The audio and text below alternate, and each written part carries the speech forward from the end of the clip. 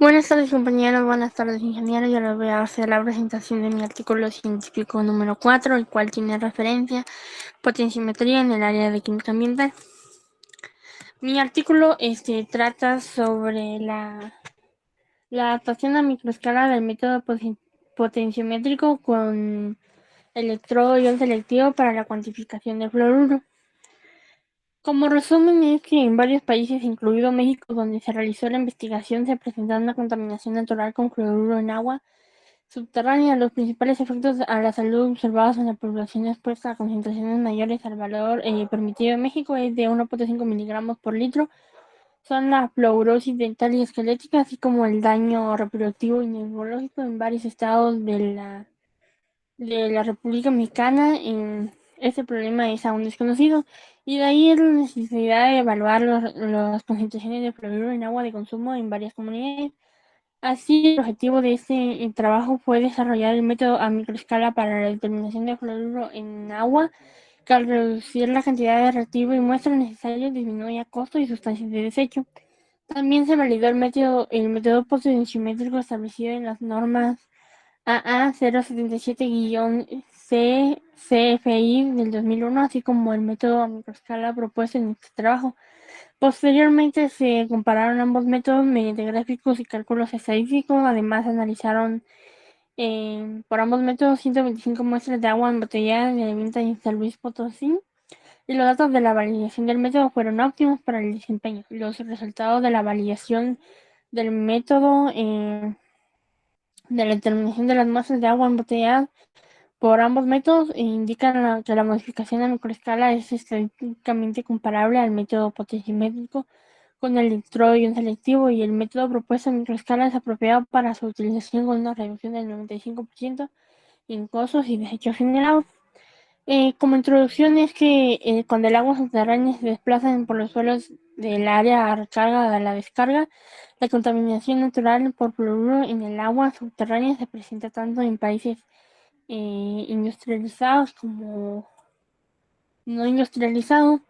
Y pues cuando dicen las características del agua del subsuelo es porque depende de su pH, de cuánto tiempo estuvo en- estancada en el área y el flujo de esa, ¿verdad?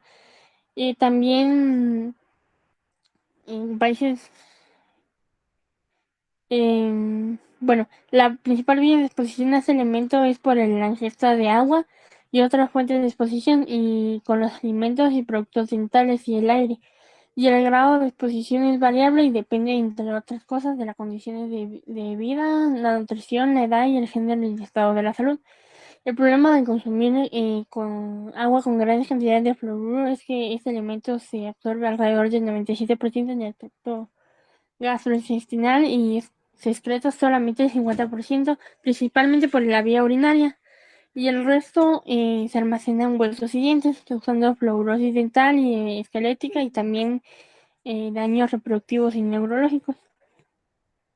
En materiales y métodos se tiene como reactivos y tipo, ¿verdad?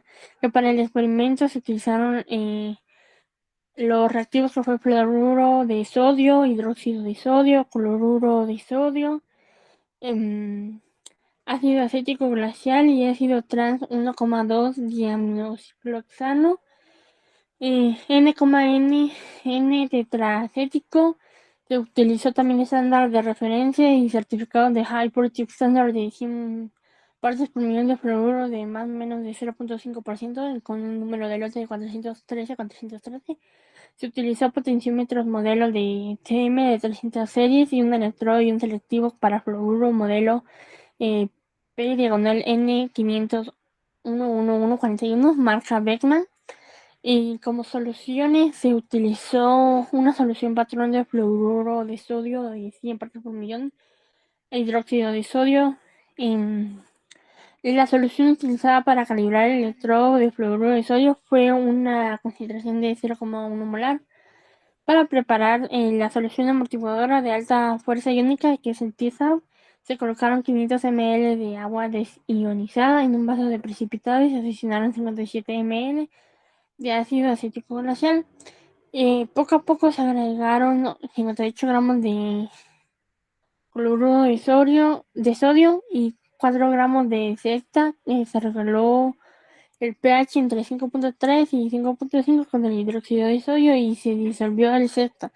Este se aforó en un matraz volumétrico de 1 litro con agua desionizada y se almacenó en un recipiente de polipropileno en solución estable para 3 meses.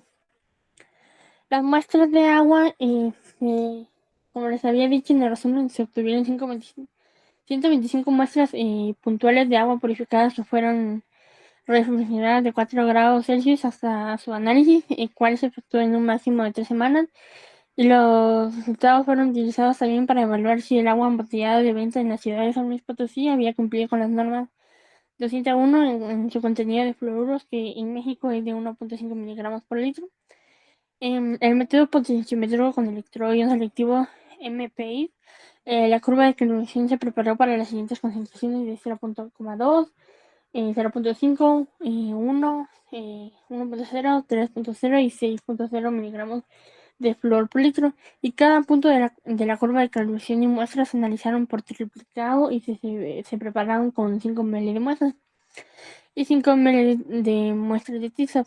El electrodo se calibró antes del análisis con fluoruro de sodio de 0.1 molar y se verificó el valor de los pendientes de menos 57 más menos las 2, que la solución se mezcló con un agitador magnético y se introdujo al electrodo y se tomó la lectura a los 2 minutos. Y previamente se comprobó que durante dicho periodo no existían variaciones significativas en la lectura de milivoltios dentro del intervalo de concentraciones del trabajo.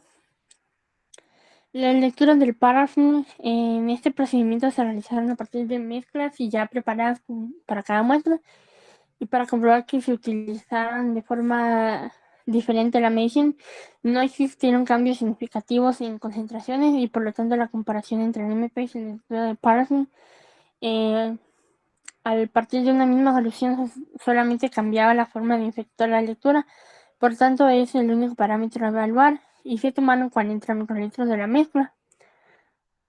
En el método a microescala, se combinó la lectura de Parsons con la disminución del volumen de muestra a los estándares del TISAM y se depositaron 500 microlitros de muestra y 500 microlitros de TISAP en el tubo de 5 ml de propileno.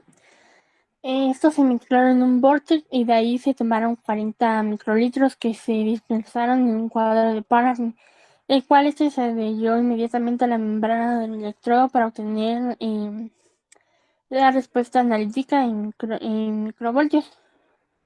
milivoltios, perdón. Hasta el momento no se reportó un método potenciométrico a microescala para fluoruro y la preparación de la muestra se hizo siguiendo las especificaciones de las normas mexicanas que indicaron el volumen de muestra y TISAP correctos para la preparación de este. Como les había dicho, este método se validó y se realizó para el MPI de la lectura con Parsons y el método a microescala, evaluando los siguientes parámetros que obtuvo: la linealidad, la precisión, la repetibilidad y la precisión intermedia. También estuvo la exactitud, la sensibilidad, el límite de tensión y el límite de cuantificación. También se realizaron los análisis de los resultados estadísticamente, pero para el análisis de los datos se utilizaron los 68 muestras que presentaron una concentración de fluoruro mayor de 0.2 miligramos por litro, que fueron las concentraciones más bajas en la curva de calibración. Y para los resultados de esas muestras se calculó el límite de confianza a un 95% para cada concentración determinada. Y en el análisis estadístico se evaluó la normalidad de los datos con el programa estadístico SPSS de 8.0 y los datos no ajustan a una distribución normal, y la comparación de resultados entre los métodos se efectuó con la prueba de paramétrica de rango de Wilcox. Como resultado, se dio que la concentración de fluoruro en la muestra de agua embotellada analizada fue de 0.2 a 3.8 miligramos de flúor por litro. 11 de ellas, un 8.8%, presentaron concentraciones por arriba de la máxima permitida por las normas mexicanas de 1.5 miligramos flúor por litro. En 68 muestras, el 54.4%, que fue la concentración cuantificable, en 57 de ellas, la concentración fue menor a la del primer estándar, por lo que reportaron como menores de 0.2 miligramos de flúor por litro. En la validación de los tres métodos que se hicieron del MP, la lectura de impalas y el de microescala, se encontró que todos ellos cumplían con los criterios de aceptación establecidos en todos los parámetros evaluados. En cuanto a la sensibilidad, no se encontró diferencias significativas entre las pendientes de los métodos que se presentan en los cuadros 1 y 2. Y para comparar los métodos, utilizaron los resultados de las 68 muestras de agua por medio de gráficos en la línea de igualdad para examinar la, la concordancia en la figura 1, donde se muestra la comparación del MPS con la lectura del Parsons, y en la figura 2, donde está el MPS con el método de microescala, mostrando concordancia entre ellos, y que no hubo una gran diferencia significativa entre estos métodos con el microescala con la prueba de Wilkinson de P igual a 0.124.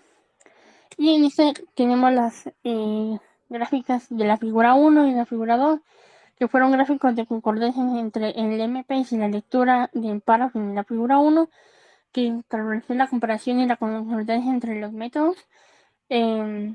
Y en la figura 2 está el gráfico de concordancia entre el MPS y la modificación a microescala, y que estableció la comparación y concordancia entre los dos métodos. En el cuadro 2 se muestra la comparación entre el MPS y la lectura en el Paraffin, donde se evaluaron los resultados obtenidos. Y en cuanto a precisión intermedia, a exactitud, precisión intermedia, linealidad, exactitud y linealidad, no habiendo diferencias entre ellos. Al comparar esos mismos parámetros entre el MPS y el método a microescala, también se observa que los resultados obtenidos para ambos métodos son comparables en el cuadro 3. Y aquí está el cuadro 2, que no se mira muy bien, lo siento. El cuadro 3 es la comparación de los métodos de MPS y microescala, donde decía que se mostró la comparación de ambos métodos en 4 parámetros. Todos cumplieron los criterios de aceptación, por lo que no existe diferencia significativa entre ambos métodos.